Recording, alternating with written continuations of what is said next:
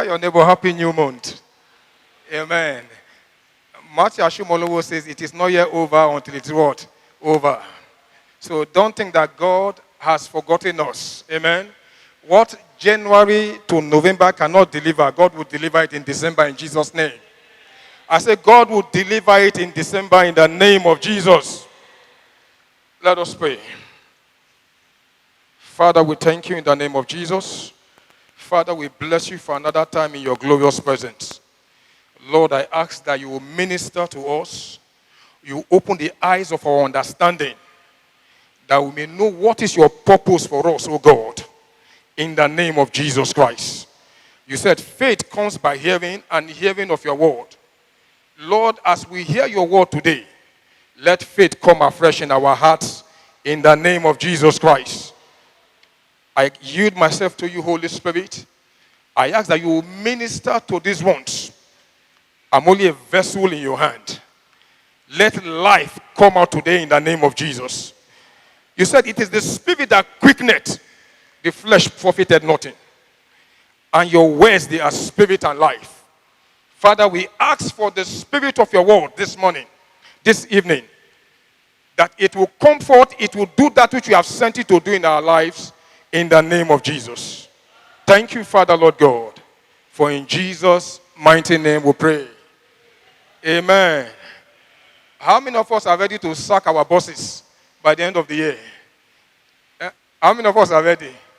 Amen. It's not easy, Abi. I decided to sack my bosses. That was in 2016, by the grace of God. I had worked with the company for almost, it was my second missionary journey. My first time I worked for 4 years. The second time I worked for 11 years. And I rose up to be the number 2 man in the agency. And I told God, I said, enough is enough. Because I was sleeping in the office. At times, 3 days in a row. I would do all night, back to back to back. And what my guy would tell me at the end of the day, he would say, well done, well done, well done. And when I look at what is coming in, it is not doing well done to my pocket. Amen. It is only doing well done to his own pocket. And I now told myself, if I can kill myself for these people, it is better I go and kill myself for myself. Let me know that whatever is coming in is for me and my family. Because at a point, one of our accounts was doing 800 million in a year.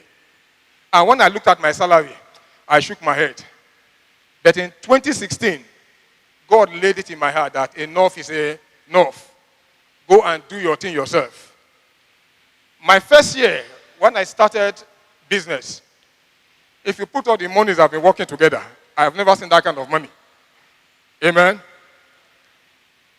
And one of the things that God helped me was that the life I was living after I left paid employment was by far higher than the life I was living when I was under paid employment. I never knew it was. I'm not going to come here and paint a bed of roses. There were challenges. Amen. But it is better when you know that you are working for yourself. You are not working for anybody. If it is 10 naira that is coming in, you know you are not sharing it with anybody. If it is 10 million that is coming in, you know you are not sharing it with anybody. So God helped me. And by the grace of God, I told myself, I will never go back to paid employment. Amen. Because if a good friend of mine, one of my mentors, he told me something. He told me that he said, nobody ever gets rich working for another person. I worked for him. And he told me that. I was consulting for him. I now told me, sir, I don't want to work with you anymore. He said, why? I said, because you told me that nobody ever works for another person making money. So I want to go out and make money. He looked at me. He's an Indian man. He smiled. He said, you can go. And to the glory of God, God helped me. I'm going to share some of these testimonies as we go along. But our topic today is multiple streams of income, laying the foundation. Multiple streams of income, laying the foundation. I'm going to share with us some of the principles that God used in guiding me and in helping me. Amen. There are principles to these things that we do. Somebody once said that there is a method to the madness. So we are going to be laying the foundation, because if the foundation is not strong, if the foundation is not firm, The Bible says, what can the righteous do? So for us, the foundation is very important. And we're going to basically talk more about some of the things to do before we move out, before we branch out, to try as much as possible to begin to earn money from various sources. We'll be looking at the book of Deuteronomy chapter 8, verse 18. And 2 Corinthians chapter 8, verse 9. I said today we'll be looking at the foundation. How to lay the foundation. If you want to build a 10-story building, your foundation has to be very solid. If your foundation is not solid, then whatever structure you are putting on cannot take that 10-story building. So my prayer is that God will open our eyes. My prayer is that God will open our mind, so that as we receive this word of God, we shall all be doers in the name of Jesus Christ. Are we there in Deuteronomy chapter 8, verse 18? Are we there? If you are there, you can read for us, please. He said, but you shall remember the Lord your God, for it is he who gives the power to do what? To make wealth. That means, if you want to make wealth, where should you go to? Go to God. He is the one that gives the power to do what? To make wealth. If you want to make money, go and meet God. He has been doing it. He swore unto Abraham. He swore unto Abraham. He told Abraham, I will make you a blessing. I will bless you and I will make you a blessing. It is God that gives the ability to make wealth. One version says the ability or the wisdom to make wealth. When God gives you the wisdom to make wealth, no man can take it from you.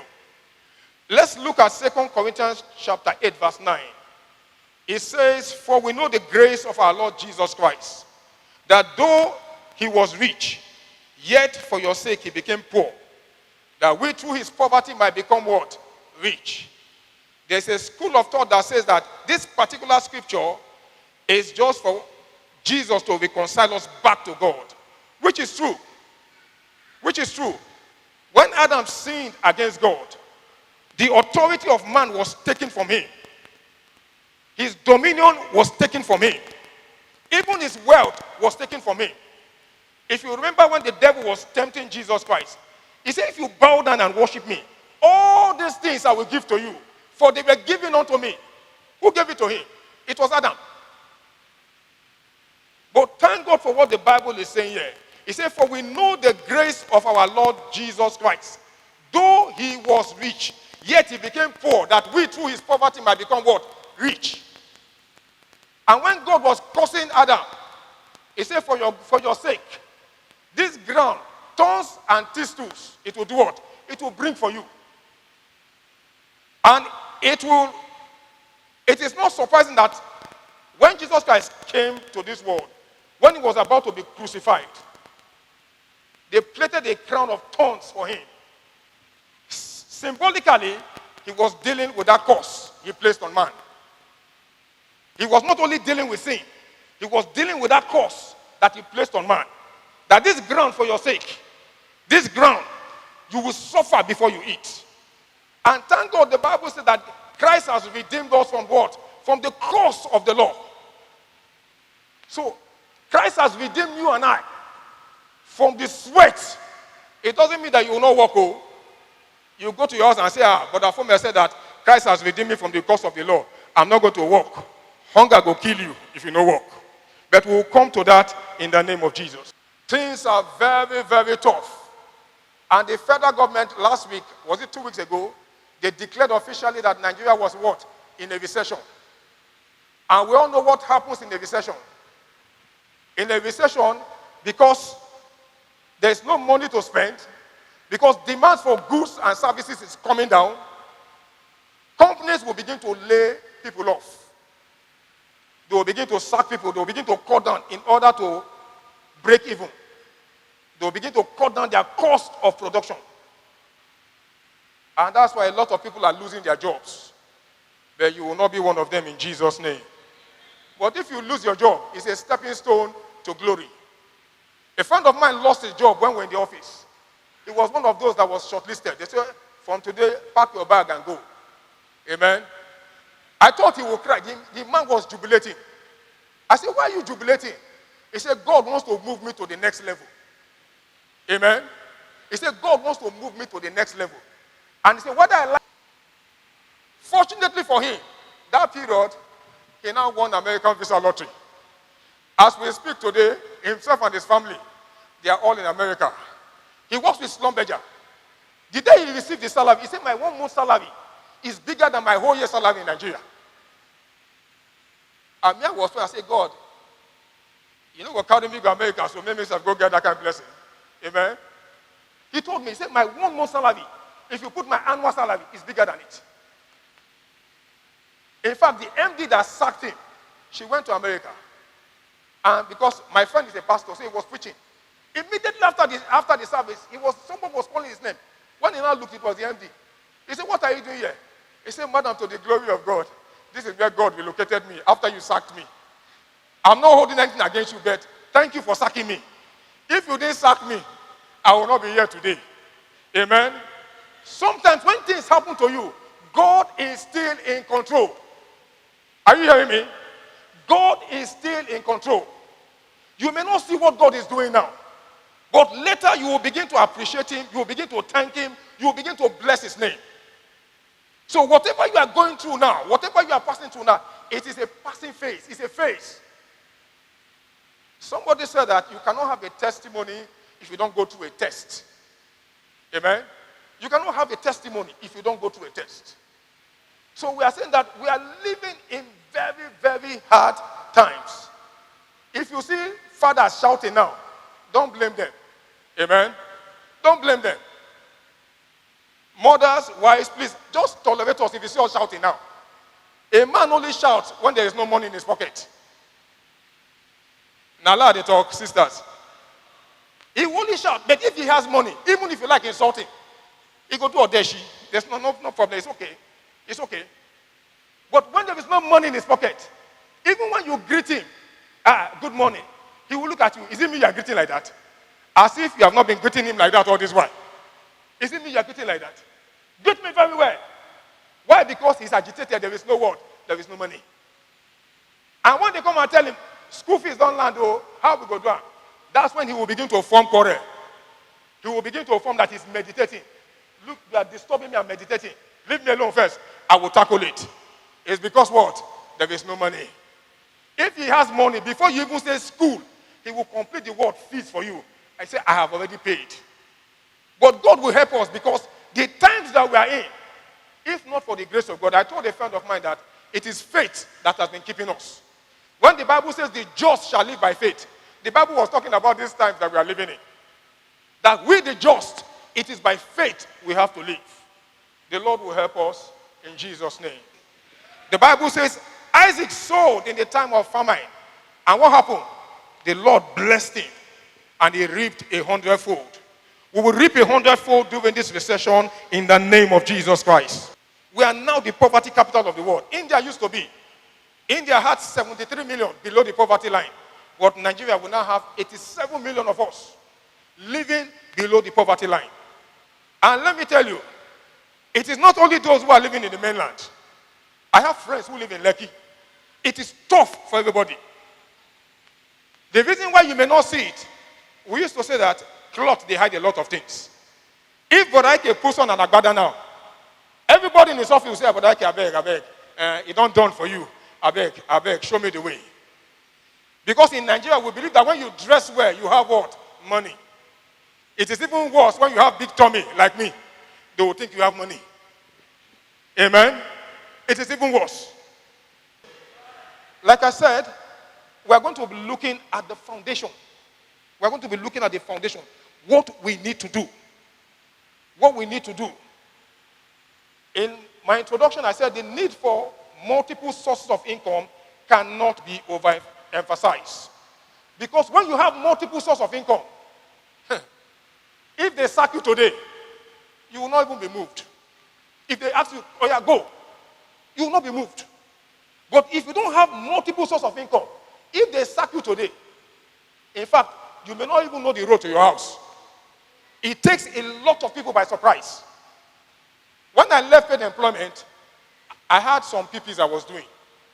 In fact, one of my PP became my major account. I've been servicing this client on the sideline. And I told myself, now, with the way I'm going, I cannot stay in this place. Oh yeah, time to service them.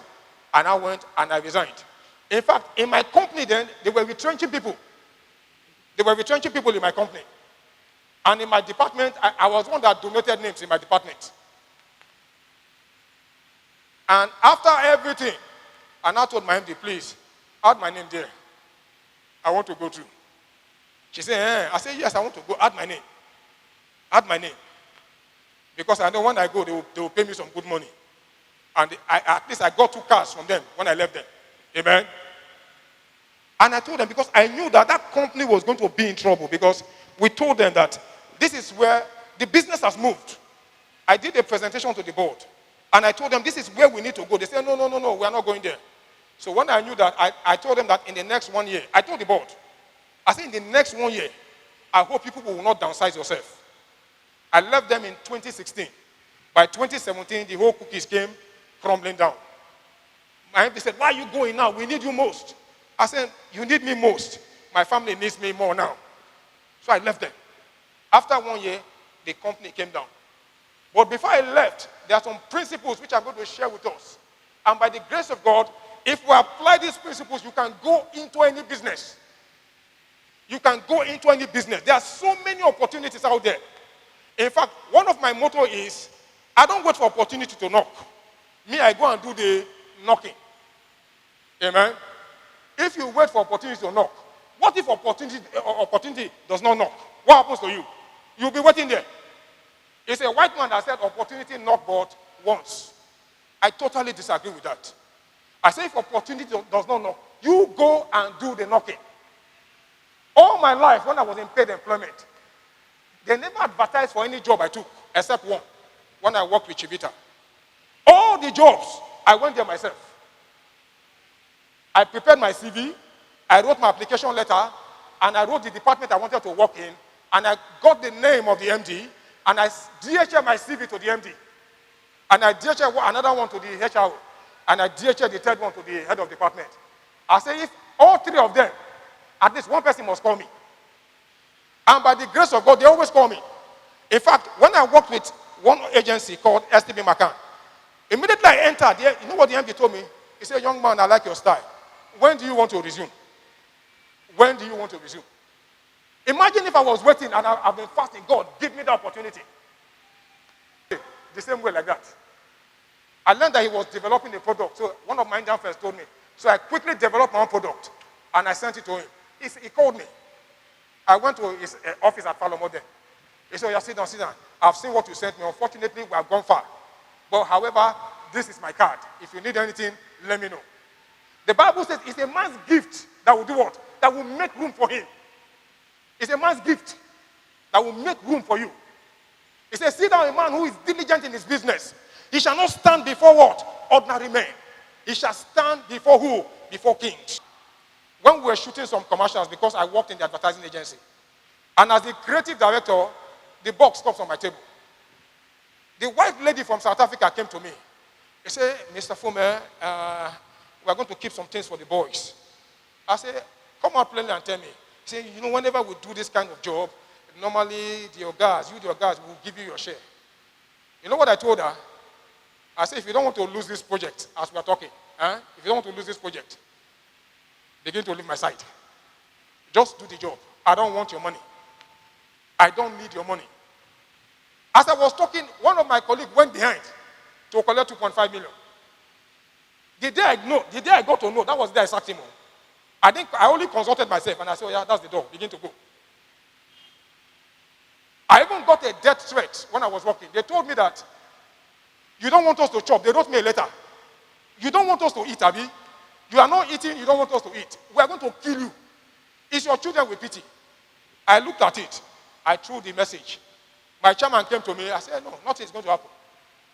As long as my hands are clean, I am ready for anything. Amen. It doesn't bother God if you control words. What bothers God is if the word control you. If the word controls you, God cannot put it in your hand. Because it means it can destroy your faith. And that takes us to the next outline.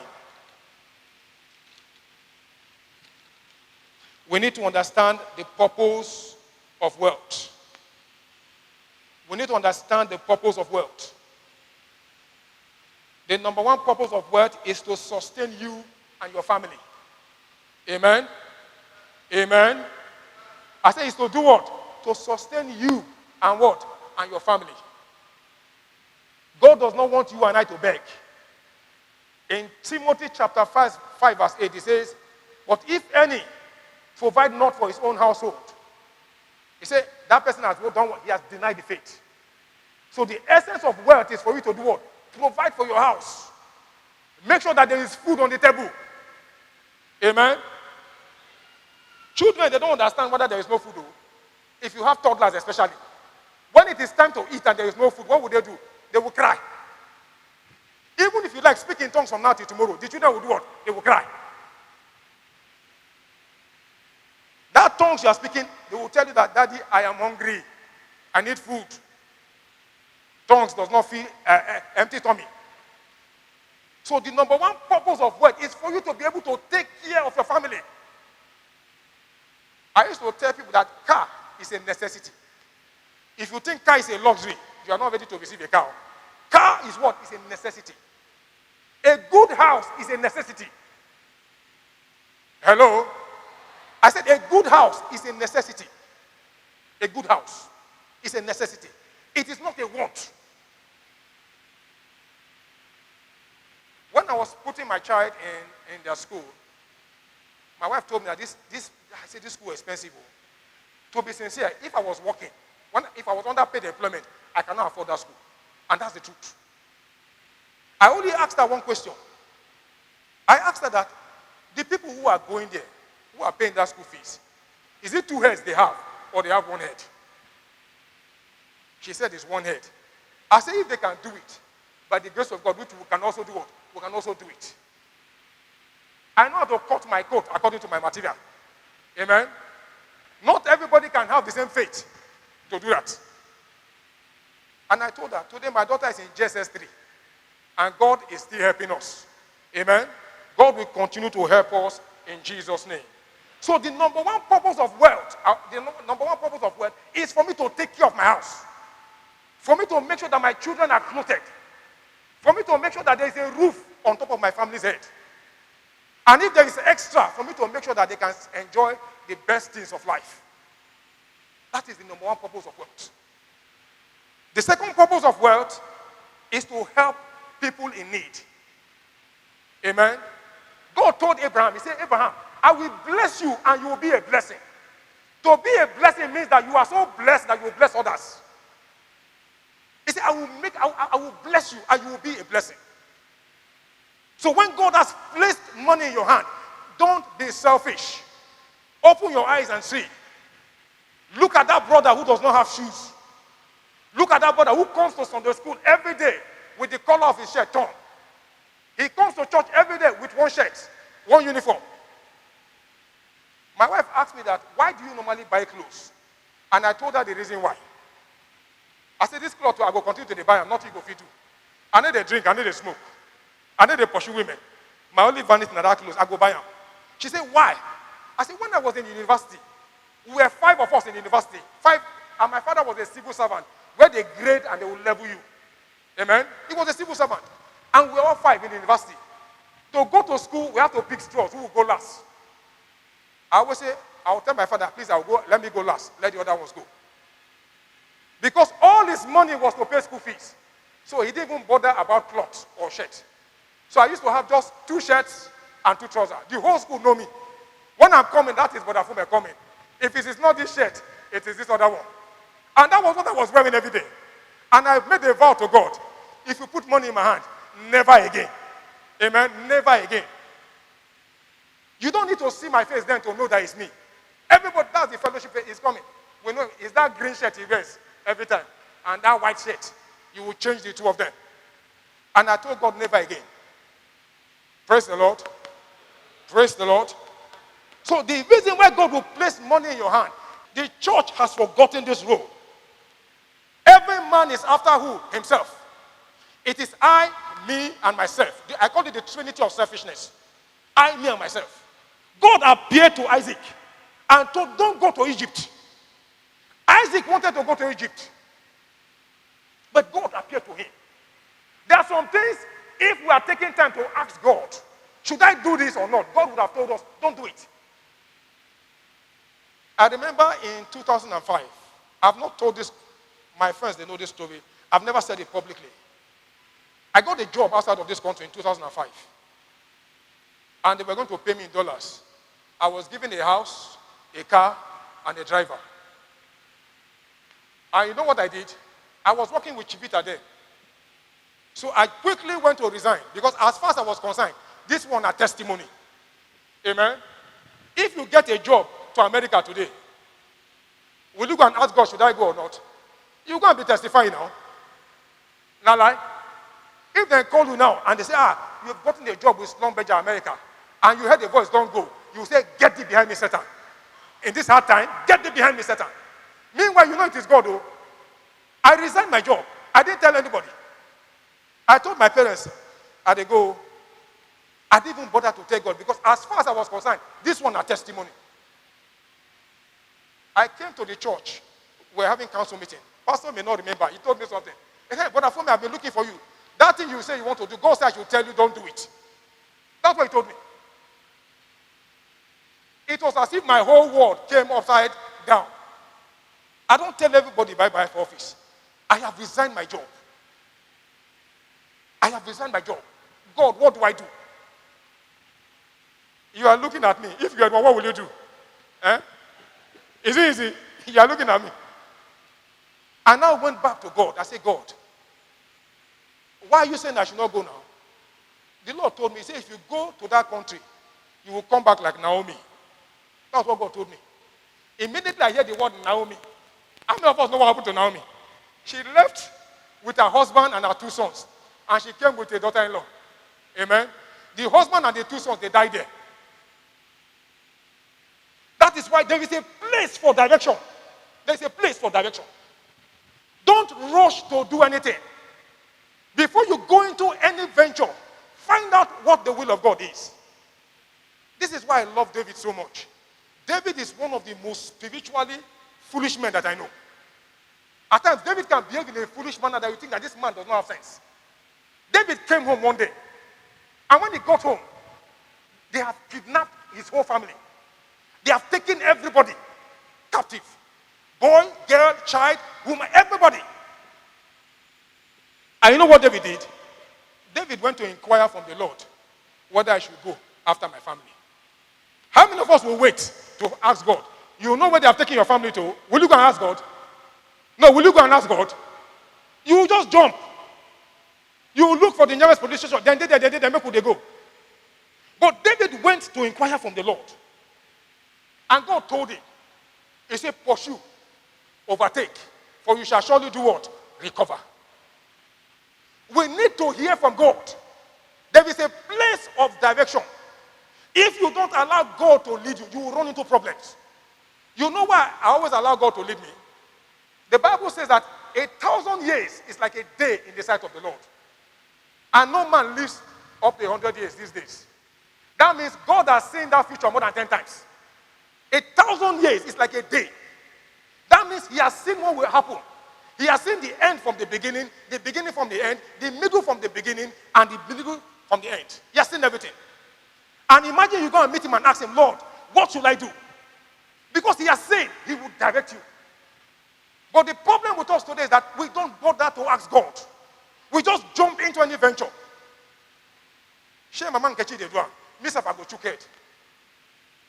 And the first time you cross border, they will seize your goods. You will say it's the devil. If you are going to ask the Lord, Lord, should I go? And the Lord say, don't go. You will not go.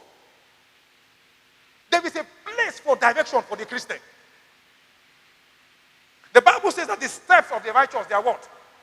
They are what? They are ordered by the Lord. God will order our steps in the name of Jesus Christ. Some of us, we are reading what I call borrowed courses. Because our father, our parents, they want us to read law. They want us to read medicine. And when the child comes out, the child is not struggling.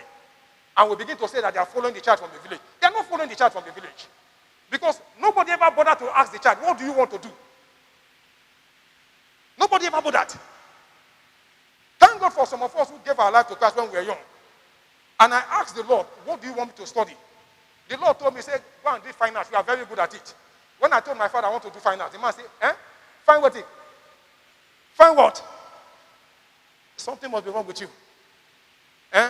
So if Emeka's father is coming and say, meet Emeka the engineer, meet Nnamdi the doctor, I will say, meet Fome the artist. Is that what you want me to say? So the man kept me for 4 years at home. And for 4 years I told him I'm not going there. This is what I want to do. This is what I want to do. This is what God told me to do. All the jam I was doing, I didn't prepare. That's not what I want to do. He now said, why don't you want to read law? I said, Papa, law now your course where you want to read. I don't like law. Now finance I won't do. And the Lord helped me. God helped me. The first time I sat for that exam, I was number 5 on the list. First list. I was number 5. And I had the best result when I was graduating in that department. In our 3rd year, that's your year of specialization. You will now pick the best department that you are in. And the school went to pick graphic arts for me. And because I understood, I went to meet God. What do you want me to do? God told me, he said, go and do painting. And I thank God I took that decision. I thank God. Because God knew that one day, you don't need to go to school to learn graphic art. All you need to do now to go compete. There was no computer then. God went ahead of time. He knew that if I do that, I'll be limiting myself. Even though I learned it very well. I'm about holding an exhibition, a painting exhibition, and that's what I use my COVID to do. I will share some of these things with us. But God is helping us. So what am I trying to say? There is a place of direction. Never miss direction. Don't rush. Go and find out from God who is the Alpha and Omega. Who is what? The beginning and the end. And he will direct our steps in Jesus' name. These are the 4 foundational blocks that we need to think about. As long as you plan yourself within these blocks, I tell you, God is going to bless you. What is the number 1 block I talked about? Who can remind me? What is the number 1 block? We must know the will of God. What is the number 2 block? We must understand the purpose of money. And I said that the purpose of money, number 1, is to sustain yourself and your family. Number 2 is to be a blessing unto others. Then number 3 is to help to promote the gospel of Christ. I said the 3rd one is what? There is a place for direction. The Bible says, as many that are led by the Spirit of God, they are the sons of God. And the last one is that we must not pursue money at the expense of our soul. The Bible says, what shall it profit a man if he gains all the money and loses his soul? The Lord will help us in Jesus' name. In conclusion, I say these foundations are very important in building multiple streams of income. It clearly shows our role that we need to play. It also shows the role that God has to play. Next week, by the grace of God, we'll be looking at how to start our small businesses. The Lord will help us in Jesus' name. Shall we rise up on our feet, please? May the grace of our Lord Jesus Christ, the love of God, and the sweet fellowship of God, the Holy Spirit, be with us now and forevermore. Amen. Surely, God's goodness and mercy shall follow us all the days of our lives, and we shall dwell in the presence of the Lord forever and ever. Amen.